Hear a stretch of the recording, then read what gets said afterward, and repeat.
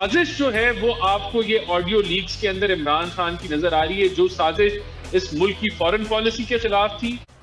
बिस्मिल्लाहिर्रहमानिर्रहीम। बिल्कुल बिल्कुल, देखें मियां साहब ने पाकिस्तान वापस आना है और अब ये जिस तरीके से हकीकत और सच सुरखरू हुआ है, मैं समझता हूं कि वक्त आ गया है कि मियां साहब भी आके अपने जो केसेस हैं, जब उनको उनकी सेहत अलाउ करेगी, वो आके फेस करेंगे और इंशाल्लाह ताला वो भी सुरखरू होंगे। तो ये अब इनएविटेबल है, मियां साहब पाकिस्तान आएंगे और अगले जनरल इलेक्शन से पहले आएंगे, लेकिन हो सकता है उससे पहले भी आ जाएं, लेकिन ये अभी तक इसके ऊपर हतमी फैसला नहीं हुआ। लेकिन अब ये भी तो बात हो रही है ना कि ये जो मियां साहब के आने की बातें हो रही हैं, कल मरियम और कैप्टन डाइट सफदर जो हैं वो केस से बरी हो गए, फिर दायरे सागडार साहब वतन वापस आ गए। पीटीआई का ये मौक़िफ़ है कि ये एनआरओ 2 दिया गया है, हुकूमत ने खुद अपने आप को एनआरओ 2 दिया है, ये डील के नतीजे में सारी चीज़ें हो रही हैं। तो अगर ये वाकई डील हो रही है और ये तासुर है, तो इस पर आपका क्या मौक़िफ़ है? देखिए, ये तो जो साजिश नपी गई थी, वो साजिश तो पनामा लीक्स के वक्त जो है वो शुरू हुई थी शरीफ फैमिली के खिलाफ, और एक एजेंडे के तहत हमारी हुकूमत को निकालना था और इमरान खान को बिठाना था। तो वो जो जस्टिस सिद्दीकी ने बातें की, वो जो जेआईटी व्हाट्सएप के ऊपर बनी और एक बहुत ही तेज रफ्तार में ये ट्रायल हुआ और इलेक्शन तक इनको जेल में रखना था, वो सारी जो प्लानिंग थी, अब वो सच जो है वो उभर के आ गया है। ये एनआरओ 2 नहीं है, ये जो है अल्लाह ताला की कुदरत है कि सच कभी छुपता नहीं है और झूठ जो है वो साबित हो जाता है। तो देखें, ये जो केसेस हैं बड़े क्लियर थे कि कुछ किसी किस्म का एविडेंस जो है वो नैब नहीं दे सकती और इधर सुरखरू हो गया। और खाली ये नहीं, आपने एहसन इकबाल का केस भी देखा, उसमें भी वो जो है वो सुरखरू हुए।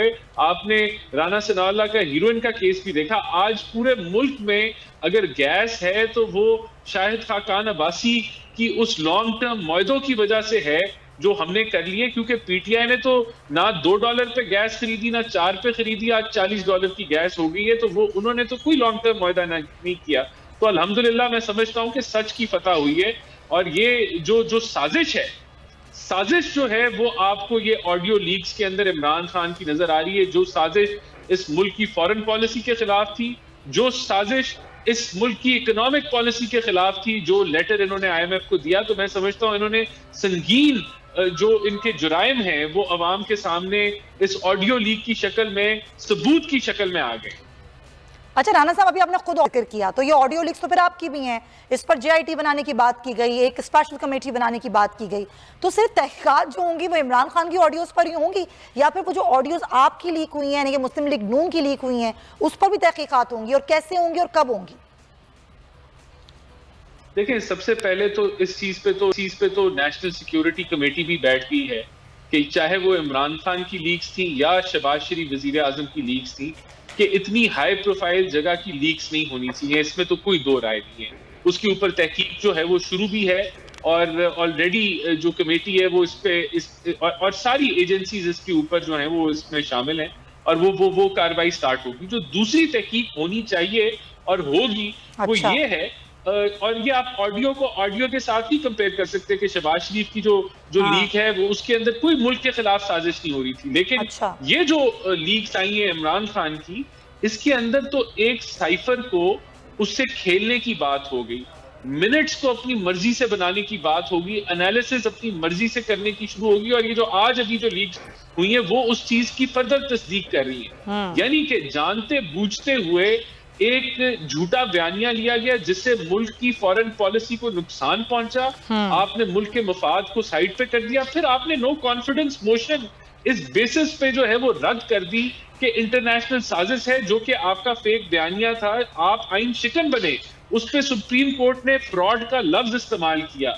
अब आप आगे बढ़े, आपने इस चीज का ख्याल नहीं रखा कि आपने आइन पामाल किया, आपने नेशनल इंटरेस्ट को पामाल किया, और फिर ये मैं तो समझता हूं कि इसमें आपका जो ओथ की वायलेशन है वो भी आती है, पता नहीं आर्टिकल 6 भी शायद इसमें आता हो। अच्छा। और आपने इस मुल्क के खिलाफ साजिश की। देखें, जो एग्रीकल्चर है उसकी जो टैक्स है, वो ज्यादातर जो मामलात एग्रीकल्चर के हैं वो सूबों से रिलेटेड है। जहां तक हमारे पास आता है मामला, वो खाद का आता है। खाद के ऊपर ऑलरेडी हम उनको सब्सिडी दे रहे हैं, और आगे भी जो है वो इसको कंटिन्यू भी करेंगे और उनके मामलात को हल भी करेंगे। अच्छा। बाकी किसानों की जो इश्यूज हैं वो रियल हैं, क्रॉप डैमेज हो गए हैं, उनको कहीं ना कहीं रिलीफ देनी है, तो उस पर हम लोग उनसे मुज़ाकरात कर रहे हैं और हमें उम्मीद है कि इसका नतीजा आ जाएगा। जहां तक आपने महंगाई की बात की, तो इसहाक डार साहब का जो मिशन है वो महंगाई को काबू करना है। और आपने देखा कि अभी जो सेंसिटिविटी प्राइस इंडेक्स आई, उसके अंदर महंगाई कम हुई। मैं समझता हूँ ये डॉलर जो मजबूत हो रहा है, रुपया जो मजबूत हो रहा है दिन ब दिन, और हमें लगता है कि 200 से नीचे जाना चाहिए जो इसकी रियल एक्सचेंज रेट है। तो ये जब होगा तो महंगाई में बेइंतहा कमी आने की इम्कानात हैं। अच्छा। और फिर आगे आने वाले दिनों में हम समझते हैं कि हम तेल पे भी रिलीफ दे पाएंगे। अच्छा। और ओवरऑल महंगाई के अंदर कमी आएगी। तो ये चैलेंज हमने लिया हुआ है और इसमें हम इंशाल्लाह सुरखरू होंगे। हमने पहले मुल्क को डिफॉल्ट से बचाया, उसमें हम सुरखरू हुए, और अब ये महंगाई का चैलेंज हम फेस ऑन करेंगे। लेकिन इसके साथ साथ मैं आपको बताना चाहता हूं कि महंगाई के रिकॉर्ड दुनिया में टूट गए। कहीं पिछले एक सदी का रिकॉर्ड टूटा है, तो कहीं 40 साल रिकॉर्ड यूनाइटेड स्टेट्स में महंगाई का टूटा है। इंशाल्लाह ताला ये एक दुनिया के अंदर एक इशू है, एनर्जी क्राइसिस है, इससे हम भी लड़ रहे हैं और इंशाल्लाह बेहतरी आएगी। महंगाई तो एक सूरत हाल है और आप कह रहे हैं कि आप उस पर काम कर रहे हैं, देखते हैं, क्योंकि आप ही के दौरे हुकूमत सबसे ज्यादा महंगाई हुई है। लेकिन सर, किसानों की हम बात कर रहे हैं, आपने कहा कि खाद पे सब्सिडी, लेकिन सिर्फ खाद मसला नहीं है, बिजली की कीमतें, उन पर भी सब्सिडी देनी है, इमदादी कीमत मुकर्रर करनी है, उस पर क्या काम कर रहे हैं?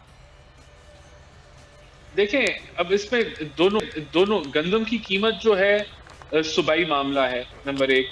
जो प्लॉटों की इजाजत देना ना देना सूबाई मामला है, बल्कि सूबाई भी नहीं, ये तो जो लोकल गवर्नमेंट है, जो डीसी ऑफिस होता है या कमिश्नर ऑफिस होता है, उसका मामला है। अच्छा। तीसरी बात आ गई बिजली के बिलों की, तो हमने बहुत वो 2 महीने के जो ट्यूबवेल्स के जो बिल थे उनको तो हमने खत्म कर दिया था। उसके ऊपर जो अजाफी इंक्रीज था, लेकिन जो कुछ लोग उसके अंदर रह गए थे, उसके बारे में जो है वो इनसे निगोशिएशन चल रही है, वो देखा जाएगा। जिस हद तक हो सका हम इनको जरूर सपोर्ट करेंगे। हम सोलर की स्ट्रेटेजी पॉलिसी भी सोच रहे हैं कि पाकिस्तान में जितने ट्यूबवेल हैं उनको सोलर पैनल। ठीक है, ये आप सारे बात किए जा रहे हैं किसानों के लिए। बहुत शुक्रिया आपका।